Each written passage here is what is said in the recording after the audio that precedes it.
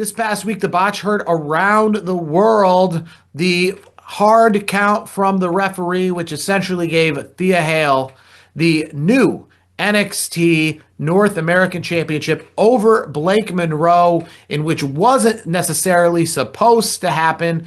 And it's kind of thrown all sorts of changes into NXT because they were filming for the rest of the year. They were trying to finish up and be done until New Year's Evil. Now they're going to have to kind of pivot. I've heard there's new stories or new kind of policies in the back in which make it so that talent can't leave right away during shows just in case they need them to come back and redo things because in this situation, right? Talent might have left for the day and might have said, I'm not involved in this story. I don't have to be here. But then last minute, you are involved because we got to pivot at the last minute.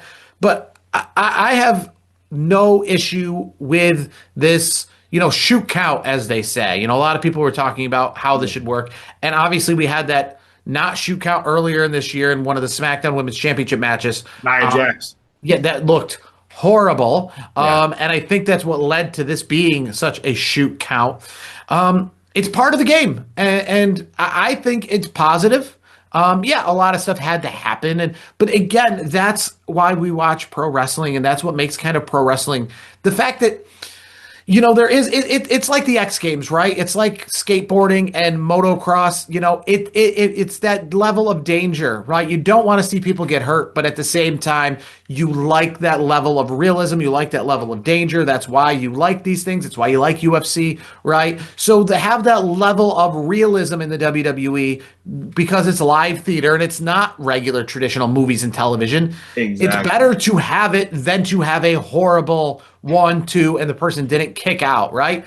We have this shoot, we have this real life result, we have to pivot at the last minute. I don't think it's the end of the world.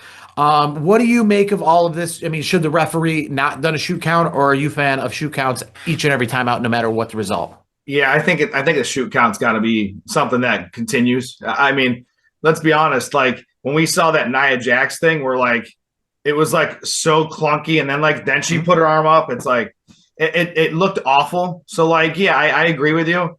I mean, I don't know exactly what happened there. I feel like Blake was supposed to kick out or something. I don't know. Yeah, she was winded apparently and just couldn't catch her breath in time to be able to kick out. That's the story. Well, that's you know what, that if that's really the case, like why do we have this conditioning issue? Like you're a professional talent wrestler, athlete. You check the boxes. Unless she got the wind knocked out of her, then I can't really. That's what is being said, that she got the wind knocked out of her. She was trying to catch her breath, and then that happened. I mean, I was just gonna say, if she was blowing up because she doesn't have the cardio in the ring, that'd be a problem. But if that is indeed true, where she got the wind knocked out of her, we've all had that happen. I've had it happen to me. I'm sure you've had it happen to you. It's not a good feeling, and you feel helpless for a moment. I guess I just don't remember these being such big issues in the past. Like, I don't remember, watching WrestleMania, watching a huge event, watching a championship match, and somebody not kicking out in time and the referee having to show. I mean, as a child, what helped me believe in this is because I never saw anything like that. And now we have it to the point that this referee had to shoot count, so we didn't have like a second equivalent version of it in the last few months. I guess, what do you make of these kind of botches that we've seen more of lately when it comes to not kick, referee decisions, in the sense that he had to shoot because we just got such a recent track record of poor kickouts that he's like, we can't have another one. I mean, honestly, I don't want to lay the hammer down on like the PC, but like, why are we not teaching the talent maybe a little bit better? Maybe they will, because this has happened multiple times, not only on the main roster, but on the NXT level, obviously this week. I think they have to go back to the drawing board and maybe they have to have a refresher course. Like, hey, in situations like XYZ, you got to find a way to pop that shoulder up, or, you got to do this, you got to do that. Like this stuff should not be happening. Like if it didn't happen back in the 90s, or in the early 2000s, it shouldn't be happening now. Like the athletes are more fine tuned than I feel like I think they're better. The athletes are better now overall from a top to bottom perspective than they were, let's say, in the 1990s. I think that's a given truth.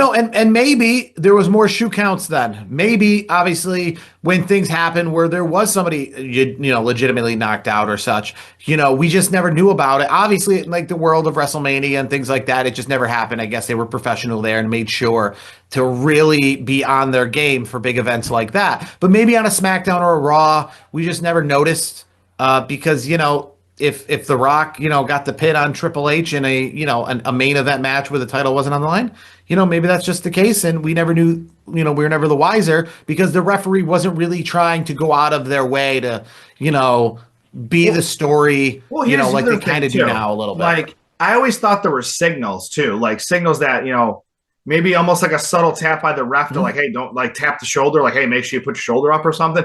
I mean, obviously, I've never been in that, in the square circle as a competitor, but I feel like I've heard that, from indie wrestlers and just personalities online that like have been in the business, where like I felt like the referee was. That's why they call the referee like the third person in the ring because it's a dance between the two, but the on the other side of it, that referee is almost like the in-ring producer, so to speak, where it's like, hey, you throw the X up, what that means? There's an injury.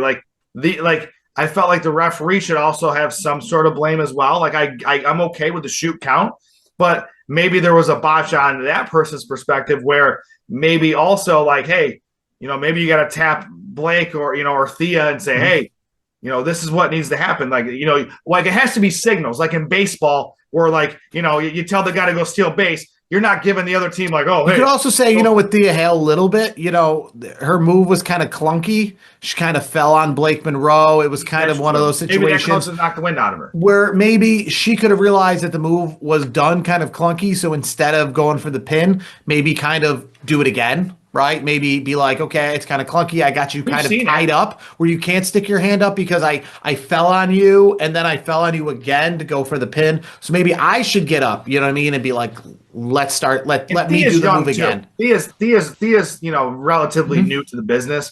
I know Blake's been doing it for a bit, but I think Thea's one of the younger talents on the roster, the NXT roster, I believe. I think she's I want to say maybe her early 20s if I'm not mistaken. I don't have the info in front of me, but I know she's pretty young and she's very talented. So I think there is there's some issues there between the two competitors in the ring and the referee.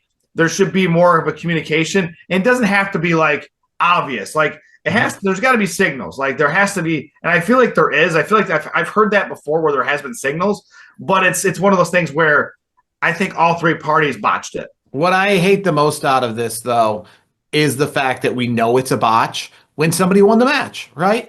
Obviously, you see botches and moves, which are clear to see. But this is one of those ones that everyone is just such an insider and knows so much and picks up on such little cues that they know that this wasn't supposed to be the result. Not because she's advertised to go on in the future, back in the day when, there was a big, X-Pac back in the day when I think it was a 1-2-3 kid. He beat Razor Ramon in that big upset on Monday Night Raw. I think in the early days in like 1993 that everyone talked about as the big upset. Nobody at the time thought that was a botch or that wasn't supposed to happen or it was a quick count. And then in the back, they just thought, hey, he picked the upset. That's what happened. They weren't like, oh, no, he wasn't supposed to win. Somebody misdirected, misacted. It stinks that they could have just oh, she won. Good. Congratulations. She won. I thought she was going to lose, but the people who wrote this show picked her to win instead of being like, oh, that wasn't like we know when finishes are the way that they're supposed to go. So much so that like we want to know so much like, okay, that wasn't supposed to happen.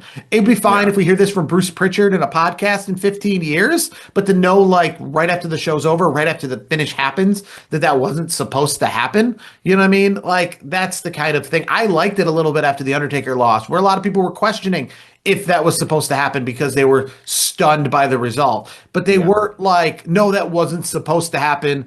He didn't kick out in time. This is a botch. I hear, nobody was saying that The Undertaker botched, right? They were just questioning it because they were so stunned by the result. I don't think so many people were stunned that Blake Monroe could lose to Thea Hale. You know what I mean? It would be an upset for sure. But I think they were just picked up on so many cues to know it was a botch. and then to essentially take away that she won the championship and then be like, well, okay, how are they going to retool for her to get the championship back? I think they should run with it. I'm not against Blake Monroe winning the title back, but like I said, I think this result Hot where you're potato's going to not pivot. good. Yeah, I think just this result of being what happened is better than the botch. I think great. Okay, she messed up. Great. That makes it so you like wrestling more when the consequences and the stakes are higher. Makes it better for the viewer, right? Because you know Yeah. that things like this can happen, which makes it like you know what I mean. More like I said, the stakes are higher. It's more important. She lost the title because she didn't kick out. That's I think how it should be. Makes me a little more interested. Just again, we all know it's a very scripted sport, but again, like to that X Games reference, we like it when there is that realism and that we know that, I mean, we used to watch WWE and pro wrestling with that little bit of, yes, we know it's fake, but well, is that part real? Or do those people really not like each other? Because that seems real. And now I think we've gone to the point that literally nothing is real. Nothing is shoe. Everything is 1000% fake. There's not a word that comes out of their mouth or a way they hold the microphone or a wink they give to the crowd that you can say, ooh, that seems real. Everything is so homogenized and scripted. So I like the fact that there is something in there to say, yes, this is live theater and things And they're still can human. go wrong. And that is what we like about it because this is a real title change that happened because of real human actions, not robots, not AI, not any of that stuff. And that's why we watch this. And that's That's why why, imperfections make it perfect. exactly.